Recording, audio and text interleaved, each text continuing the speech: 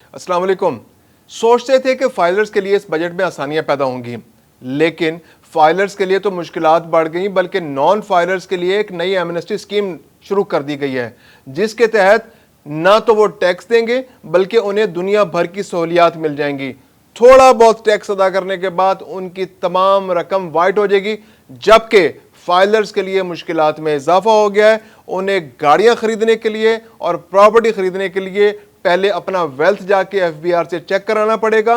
Wealth statement check होगी, FBR उसके बाद आपको एक सर्टिफिकेट जारी करेगी, जिसके बाद आप 70 लाख रुपए से महंगी और 5 करोड़ या उससे ज्यादा कीमत की कोई प्रॉपर्टी खरीदने के लिए एलिजिबल होंगे। मैं हूं खुर्रम कलीम और आप देख रहे हैं 24 डिजिटल। ये बजट जो है ये फाइलर्स के लिए नई मुश्किलात लेकर आया है। फाइलर जो खुद टैक्स देता है, जो अपने आप को सिस्टम के अंदर रखता है, जो अपनी वेल्थ आपको बताता है, जो अपनी कमाई के बारे में आपको आगाह करता है, जो अपने अखराजात के बारे में एफबीआर को आगाह करता है, जो अपने हाथ में मौजूद कैश के बारे में आपको बताता है, जो अपने घर में मौजूद सामान की कीमत के बारे में आपको बताता है, जो अपनी बीवी बच्चों के जेवरात के बारे में आपको बताता है, जो अपनी गाड़ी की खरीदारी उसकी मालियत के बारे में आपको बताता है, उसके पास कितने एसेट्स हैं, कितने प्रॉपर्टीज हैं, कितने प्लॉट्स हैं, कितने के लिए थे, कितने के हो गए, उनकी एफबीआर की प्राइस क्या है, उनकी डीसी रेट क्या है, उन पे कैपिटल गेन क्या हुआ है, हर चीज फाइलर आपको बता रहा है। लेकिन उसके लिए क्या आसानी पैदा हुई? कुछ भी नहीं।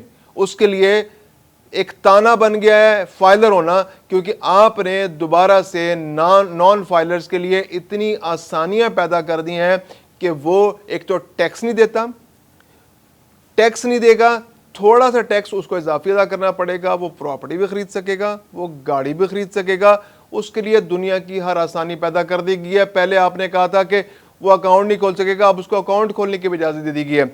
जो नए आदाद शुमार सामने आए हैं, यानी अगर हम बात शुरू करें गाड़ी से, तो फर्क ये होगा कि फाइलर अगर गाड़ी खरीदेगा तो जो उसको टैक्स अदा करना है, नॉन फाइलर उससे डबल टैक्स अदा करके, यानी अगर 100 रुपए पे अगर आपने 1 रुपए टैक्स अदा करना है, तो नॉन फाइलर जो है उस पर 2 रुपए टैक्स अदा करेगा और वो गाड़ी खरीद लेगा। और उससे उस गाड़ी के बारे में कुछ नहीं पूछा जाएगा, उसके पास ये पैसे कहां से आए, किस तरह आए, क्या उसका सोर्स ऑफ इनकम है, क्या उसने आया उस पर इनकम टैक्स अदा भी किया है कि नहीं किया। अगर गाड़ी जो है, अगर उसकी वैल्यू जो है 70 लाख रुपए, तो 70 लाख रुपए जमा करने में जो फाइलर है वो 35% टैक्स उस 70 लाख पे दे चुका है। वेयर एज जो नॉन फाइलर है वो तो बहुत मामूली सा टैक्स दे के वो गाड़ी खरीद लेगा, ना उसका ऑडिट होगा, ना उससे कुछ पूछा जाएगा, और उसके लिए आसानियां।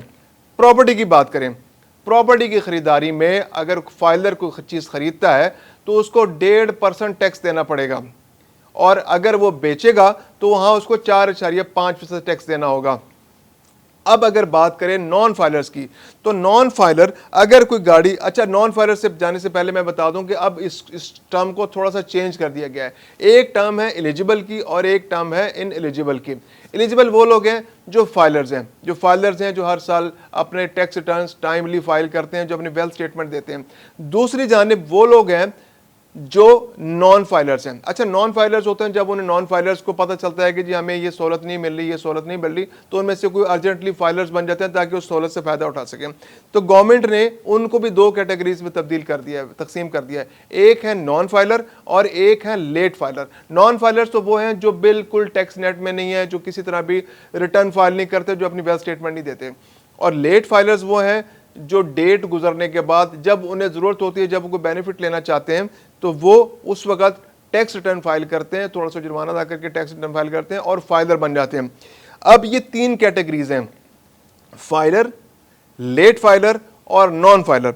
अगर आप कोई गाड़ी खरीदना चाहते हैं, प्रॉपर्टी के पहले बात कर लेते हैं, अगर आप कोई प्रॉपर्टी खरीदना चाहते हैं जिसकी वैल्यू 5 करोड़ रुपए से कम है, तो जो लोग नॉन फाइलर हैं, यानी कि जो लोग फाइलर्स हैं, जो वो प्रॉपर्टी खरीदना चाहते हैं और उसकी वैल्यू 5 करोड़ से कम है, तो फाइलर को उस पर 1.5% टैक्स देना पड़ेगा।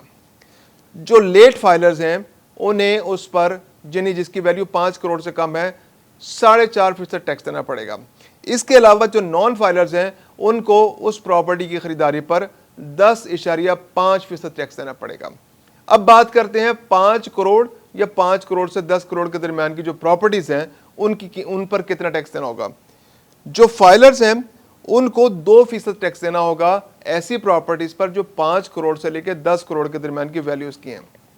जो लेट फाइलर्स हैं उनको 5.5% टैक्स अदा करना पड़ेगा उस प्रॉपर्टी की खरीदारी पर जो 5 करोड़ से लेकर 10 करोड़ के दरमियान है। और जो नॉन फाइलर्स हैं उन्हें 14.5% टैक्स अदा करना पड़ेगा 5 करोड़ से लेकर 10 करोड़ के दरमियान की प्रॉपर्टीज पर। अब अगर बात करते हैं ऐसी प्रॉपर्टीज पर जिनकी वैल्यू 10 करोड़ रुपए से ज्यादा है, ऐसी प्रॉपर्टीज की खरीदारी पर फाइलर्स को 2.5% टैक्स देना पड़ेगा।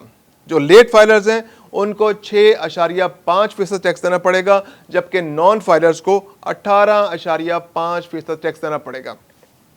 बज़ाहिर तो ये इकदाम बड़ा ज़बरदस्त लग रहा है कि देखें नॉन फाइलर से गवर्नमेंट जो है कितने ज़्यादा टैक्स वसूल कर रही है, 18.5% तक टैक्स वसूल करेगी अगर प्रॉपर्टी की वैल्यू 10 करोड़ से ज़्यादा है। लेकिन हुकूमत, आम आदमी तो उसके जहन में तो ये सवाल उठता है ना कि हम जो टैक्स दे रहे हैं, एक आदमी जो उसके बाद 10 करोड़ रुपए हैं, उसने वो 10 करोड़ रुपए 10 साल में जमा किए, हर साल वो 1 करोड़ रुपए बचाता रहा। 1 करोड़ रुपए की उसकी आमदनी थी। अब वो जब 1 करोड़ रुपए कमाता है तो वो हर साल हुकूमत को 35 लाख रुपए टैक्स देता है उस 1 करोड़ रुपए के अगेंस्ट। हर साल वो कितने, हर साल 35 लाख यानी 1,35,000 उसको पड़ता है। यानी एक करोड़ जमा करने के लिए 35 लाख टैक्स दे रहा है उसके पास ये अमाउंट जमा हो रही है। फिर 10 साल तक वो 35 लाख टैक्स देकर 10 करोड़ रुपए जमा करता है। तो कितना सारा पैसा, तकरीबन 3 करोड़ रुपए से ज्यादा वो उस पर टैक्स देता है। वेरएस जो नॉन फाइलर है वो एक ही दफा आएगा, 10 करोड़ रुपए उसके पास ब्लैक मनी होगी, वो 10 करोड़ रुपए ब्लैक मनी लेकर आएगा, ब्लैक मनी की वो प्रॉपर्टी खरीदेगा और उसको 1 करोड़ 18.5% उसको जो है टैक्स देना, यानी कि 1 करोड़ 85 लाख रुपए टैक्स देगा। बाजार ये बड़ी अमाउंट है, लेकिन फाइलर के मुकाबले में उसको आधा टैक्स देना पड़ेगा। यानी ये एक किस्म की एमनेस्टी स्कीम है। अब फाइलर और नॉन फाइलर का फर्क भी समझ लें। फाइलर की वेल्थ स्टेटमेंट हर साल उसको जमा करानी पड़ती है। वो फाइलर जो है वो उसको लेटर्स भी आ सकते हैं। अगर वो गाड़ी खरीदता है तो एफपीआर उसको लेटर भेज देती है और उस लेटर के जरिए पता चल जाता है कि जनाब आप ये बताएं आपने गाड़ी कहाँ से खरीदी है, या आपने प्रॉपर्टी शो की, एक प्लॉट आपके पास आ रहा है, इस प्रॉपर्टी का आपने टैक्स पे किया है, तो ये प्लॉट आपके पास पैसे कहाँ है, आपके पास तो वेल्थ ही नहीं है, आपकी तो सैलरी इतनी है, आपके आमदन ज़राए आमदन क्या है, इस ज़राए आमदन के अगेंस्ट आप इतने पैसे कैसे आपके पास जमा हो गए, तो आपने ये पैसे किस तरह जमा किए, ये सब कुछ एफबीआर को आपने हर सूरत बताना होता है। और उसके बाद आपके ऑडिट भी लगते हैं, आपको उन ऑडिट के अगेंस्ट जवाब भी देना पड़ता है और आप पे जुर्माने भी आयद होते हैं। जबकि नॉन फाइलर ये थोड़ा सा टैक्स देगा, उससे कोई सवाल नहीं होगा, उससे कोई लेटर नहीं जारी होगा, उससे कोई जुर्माना आयद नहीं होगा, वो कहीं टैक्स नेट में नहीं आएगा। उसके तो पहले बैंकिंग अकाउंट खोलने पर उस पर पाबंदी लगा दी गई थी, अब तो उसको बैंक अकाउंट खोलने पर भी आज़ादी मिल गई है। यानी वो 10 करोड़ तक की ट्रांजैक्शन 1 साल के अंदर कर सकता है और उससे कोई नहीं पूछेगा। तो ये तो बजट जो आया है, जो फाइनेंस बिल आया है, जो मंजूर हुआ है, ये तो नॉन फाइलर्स और इन एलिजिबल लोगों के लिए एक एमनेस्टी स्कीम आई है। इसके अलावा जो विद होल्डिंग टैक्स, उनको बैंक ट्रांजैक्शन जो 50,000 तक तो कोई किसी से कोई विद होल्डिंग टैक्स नहीं करता, उनके लिए विद होल्डिंग टैक्स था। नॉन फाइलर्स के लिए कि 0.6% जो है वो विद होल्डिंग टैक्स दे के 50,000 से ऊपर के अमाउंट पर उनको पे करना पड़ता था। शुनीद ये थी, प्रपोजल ये थी कि वो बढ़कर आपने नॉन फाइलर्स पर ज़रा गिरफ्त मजबूत करनी है, टैक्स ज़्यादा जमा करना है, तो वो 0.6 को बढ़ाकर 1.2 कर दिया जाएगा, इन्हें डबल कर दिया जाएगा कि वो जो उनको विद होल्डिंग टैक्स देना पड़ता था। लेकिन वो भी हुकूमत ने उसमें भी नरमी दिखा दी, 0.6 से बढ़ाकर 0.8 कर दिया गया, यानी 1.2 नहीं किया गया, 0.8 कर दिया गया। वहां पर भी रिलीफ मिल गया नॉन फाइलर्स के लिए। अब हम बात करते हैं जो प्रॉपर्टी बेचने की। पहले हमने जितनी भी बात की प्रॉपर्टी खरीदने की बात की कि प्रॉपर्टी खरीदने पर आपको कितना टैक्स देना पड़ेगा। अब प्रॉपर्टी बेचने की बात कर लेते हैं कि प्रॉपर्टी जब आप बेचने जाएंगे तो आपको कितना टैक्स देना होगा। इसमें भी 3 कैटेगरीज हैं, फाइलर की, लेट फाइलर की और नॉन फाइलर की। अगर आप 5 करोड़ से कम की प्रॉपर्टी बेच रहे हैं तो जो फाइलर है उसको 4.5% टैक्स देना होगा, लेट फाइलर को 7.5% टैक्स देना होगा, जबकि नॉन फाइलर को 11.5% टैक्स देना होगा। 5 करोड़ से 10 लाख की प्रॉपर्टी अगर आप बेचने जाते हैं तो जो फाइलर है उसको 5% टैक्स देना होगा। जबकि जो लेट फाइलर है उसको 8.5% टैक्स देना होगा। वेरएस जो नॉन फाइलर्स हैं उनको वही 11.5% टैक्स देना होगा।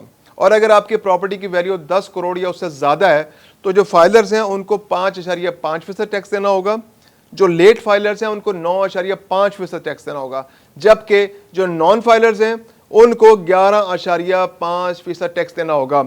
सारी सूरत हाल बहुत पेचीदा हो गई है, बहुत मुश्किल हो गई है फाइलर्स के लिए। अब फाइलर्स को हर बार जब उन्होंने 70 लाख या उससे ऊपर की गाड़ी खरीदनी है तो उनको एफपीआर के पास जाना होगा, उनसे एक सर्टिफिकेट लेना होगा कि क्या मेरे पास इतने पैसे मौजूद हैं कि मैं गाड़ी खरीद सकता हूं। इसके अलावा 5 करोड़ या उससे ज़्यादा की जो प्रॉपर्टी खरीदने के लिए एफबीआर के पास जाना होगा फाइलर्स को, और उनको सर्टिफिकेट लेना होगा, पहले किस्म को ऑडिट उनको कराना होगा, एक जस्टिफिकेशन अपनी बतानी होगी, पूरा केस प्लीड करना होगा कि जनाब मैं एक प्रॉपर्टी खरीदना चाह रहा हूं, तो आप ये हमें इजाज़त दे दें, एक सर्टिफिकेट दे दें कि मेरे पास क्या इतनी वेल्थ मौजूद है कि मैं 5 करोड़ या उससे ज़्यादा की प्रॉपर्टी खरीद सकूं।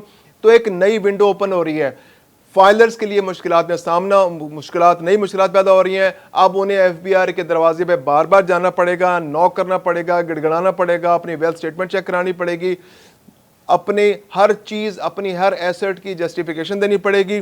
वेयर एज ये बजट, ये फाइनेंस बिल जो है ये नॉन फाइलर्स, लेट फाइलर्स और उनके लिए एक एमनेस्टी स्कीम से बढ़ के कुछ ये सामने आई है।